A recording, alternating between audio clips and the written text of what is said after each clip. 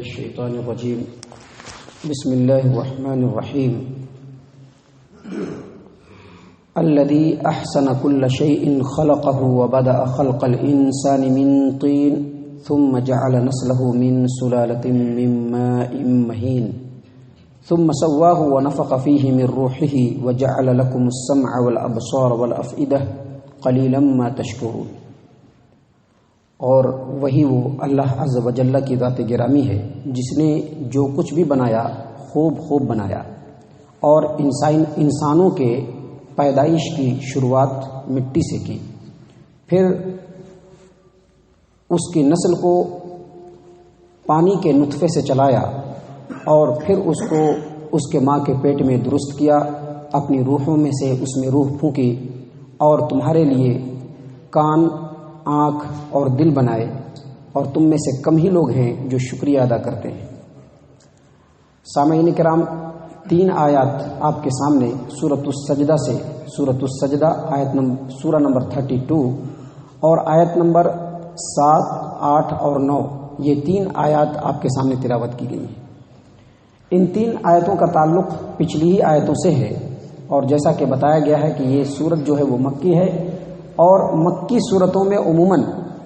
اللہ تبارک و تعالیٰ کی وحدانیت کو ثابت کرنے کی کوشش کی گئی ہے، رسول کی رسالت کو ثابت کرنے کی کوشش کی گئی ہے، اور قیامت کے جو احوال ہیں اس کو اللہ تبارک و تعالیٰ نے ثابت کیا ہے۔ تو ان آیات میں بھی اللہ تبارک و تعالیٰ نے اپنی قدرت کاملہ کو بیان کیا ہے، چونکہ یہ آیات جہاں نازل ہو رہی ہیں وہ مکۃ المکرمہ ہے، جہاں لوگوں کا اللہ پر یقین نہیں ہے، اللہ کے اوپر صرف اور صرف اتنا ہی یقین رکھتے ہیں کہ اللہ جو ہے وہ سب کا پیدا کرنے والا ہے، زمین و آسمان کا مالک ہے، باقی ہر چیز کا جو اختیار ہے وہ ان کے دیوی اور دیوتا رکھتے ہیں، ان کا یہ عقیدہ ہے۔ اللہ کے مقابلے میں انہوں نے بہت سارے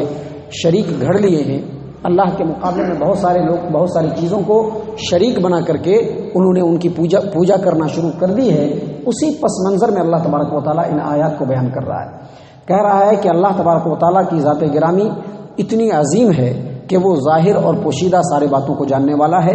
ہر چیز کے اوپر غالب ہے، تمام مخلوقات کے اوپر رحم کرنے والا ہے، اور اللہ تبارک و تعالیٰ کی ہی ذات گرامی وہ ہے جو کچھ بھی پیدا کیا اس دنیا کے اندر اس کو خوب پیدا کیا، یعنی جس چیز کو پیدا کیا اور پیدا کرنے کے بعد جو اس کی شکل بنائی، بس اس کی وہی سب سے بہترین شکل ہے، اس سے اچھی شکل کے بارے میں سوچا بھی نہیں جا سکتا ہے، تصور بھی نہیں کیا جا سکتا ہے۔ جن چیزوں کی جو شکل رب العالمین نے بنا دی ہے اس کے اوپر کوئی انگلی نہیں اٹھا سکتا ہے۔ مثال کے طور پر پانی اور ہوا کو لیجیے، پانی اور ہوا میں اللہ تبارک و تعالیٰ نے جو خصوصیت رکھی ہے، جو اس کے اندر وشیشتائیں رکھی ہے، اور پھر اس کی جو شکل اللہ نے بنائی ہے، آپ تصور بھی کریں گے تو پانی کی اس سے بہتر شکل آپ نہیں سوچ سکتے ہیں۔ تصور بھی کوئی انسان کرے، کوئی انسان سوچے بھی کہ پانی کی شکل اس سے بھی اچھی ہو سکتی ہے کہ نہیں ہو سکتی ہے، تو اس کو اس سے اچھی پانی کی شکل نہیں لگے گی۔ جو اللہ نے پانی کو بنایا ہے، اس کے اندر جو خصوصیت رکھی ہے، جو اس کے اندر اللہ تبارک و تعالیٰ نے اچھائیاں رکھی ہیں، اس چیز کو سامنے رکھ کر کے آپ پانی کے بارے میں سوچیں گے تو اس سے اچھی شکل پانی کی نظر نہیں آئے گی۔ اور ہوا کی جو خصوصیت ہے، ہوا کے اندر جو اللہ تبارک و تعالیٰ نے اچھائیاں رکھی ہیں، جو اس کے اندر صفات رکھی ہیں، ان چیزوں کو آپ سامنے رکھ کر کے ہوا کے بارے میں اگر آپ سوچیں گے تو ہوا کی جو شکل ہے اس سے اچھی شکل آپ کو نظر نہیں آئے گی، سمجھ میں نہیں آئے گی۔ گویا اللہ تبارک و تعالیٰ نے ہر جاندار، ہر مخلوق کو جو شکل بنائی، جو اس کے فگر بنایا، اس سے اچھا فگر بن نہیں سکتا ہے۔ جو فگر ہے وہ بالکل بے ڈھنگی نہیں ہے، بے تکی نہیں ہے، یہاں تک کہ انسان کے جسم کے اندر جو پارٹ آف باڈی ہے، ہاتھ ہیں، آنکھ ہیں، کان ہیں، پیر ہیں، ان کی جو اللہ نے شکل بنائی ہے، آپ سوچنے کے بعد بھی اس سے اچھی شکل نہیں سوچ سکتے۔ مثال کے طور پر آنکھ کو لے لیجئے، کان کو لے لیجئے، جو اللہ نے بنایا ہے، اس کی جو صفت ہے دیکھنے کی، اور کان کی جو صفت ہے سننے کی، بس انسان کے لیے یہی سب سے بہتر شکل اس کی آنکھ کی ہے، اور اس کے کان کی شکل یہی سب سے بہتر ہے۔ تو اللہ عز و جل نے اسی بات کو یہاں پر بیان کیا کہ اللہ عز و جل کی جو ذات گرامی ہے وہ ہے کہ جس چیز کو بنایا خوب بنایا، اور انسانوں کی ابتدا گارے سے کی، مٹی سے کی، اور پھر اللہ نے آگے فرمایا ثم جعل نسلہ من سلالۃ من ماء مہین، اور انسانوں کی ابتدا جو کی وہ گارے اور مٹی سے کی، لیکن جب اس کے نسل کو چلایا تو حقیر پانی یعنی نطفے سے چلایا۔ یعنی اللہ تبارک و تعالیٰ اپنی دو تخلیقی عظیم اور عقل کو حیران کر دینے والے کارنامے سے اللہ تبارک و تعالیٰ ہم لوگوں کو متنبہ کر رہا ہے، ہم لوگوں کو بتلا رہا ہے، ہم لوگوں کو آگاہ کر رہا ہے۔ سب سے پہلی بات یہ کہ اللہ تبارک و تعالیٰ نے مٹی کو مختلف پروسیجر سے گزار کر، مختلف مرحلے سے گزار کر اسی مٹی سے انسان کا پتلا بنایا، اور انسان کا پتلا بنا کر کے جو اللہ تبارک و تعالیٰ نے پیدا کیا ہے روحوں کو، اس میں سے روح اس کے اندر پھونک دیا، اور جب رب العالمین نے اس کے اندر روح پھونکا تو عقل کو حیران کر دینے والی عظیم الشان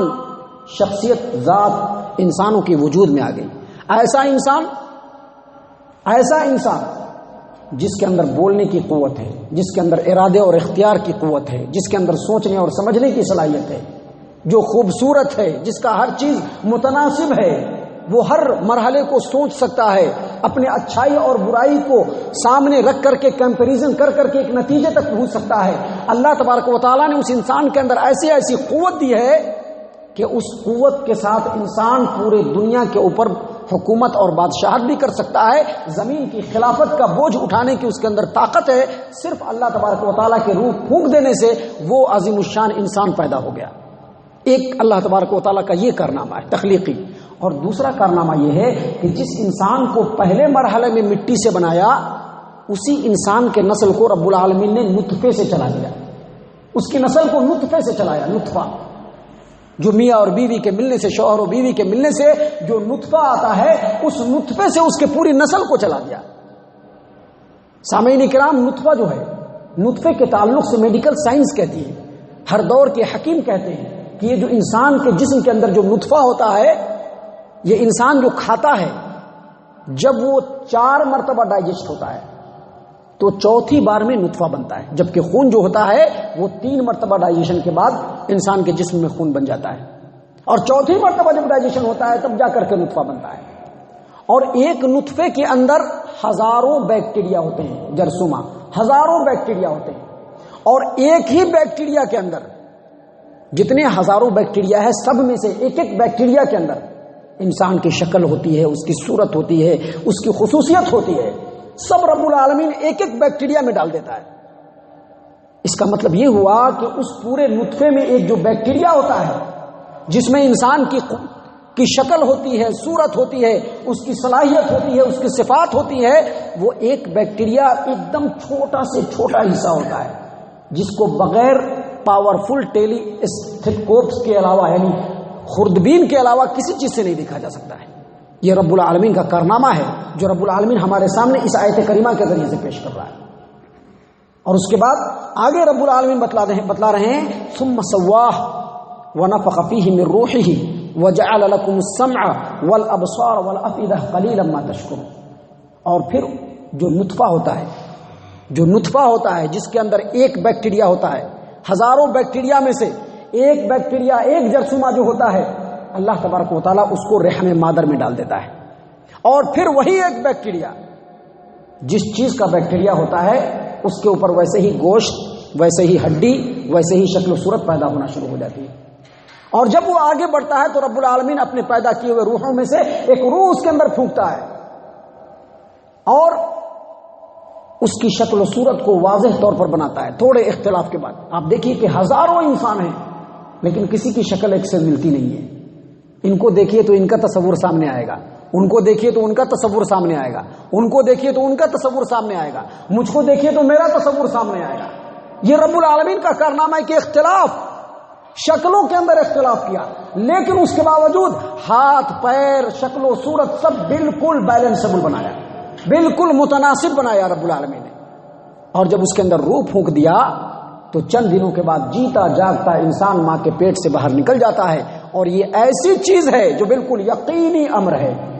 یقینی بات ہے۔ ہر وقت اور ہر لمحہ اور ہر دم انسان اس کا مشاہدہ کرتا رہتا ہے۔ رب العالمین نے اسی بات کو یہاں پر کہا کہ اے لوگو، مجھ کو چھوڑ کر کے ہزاروں دیوی دیوتاؤں کو تم نے اپنا معبود بنا لیا ہے، قبر والوں کو اپنا معبود بنا لیا ہے، مٹی اور پتھر کے بتوں کو اپنا معبود بنا لیا ہے۔ غور کرو، وہ وہی رب ہے جو تمہارے نطفے کو عورت کے پیٹ میں ڈالتا ہے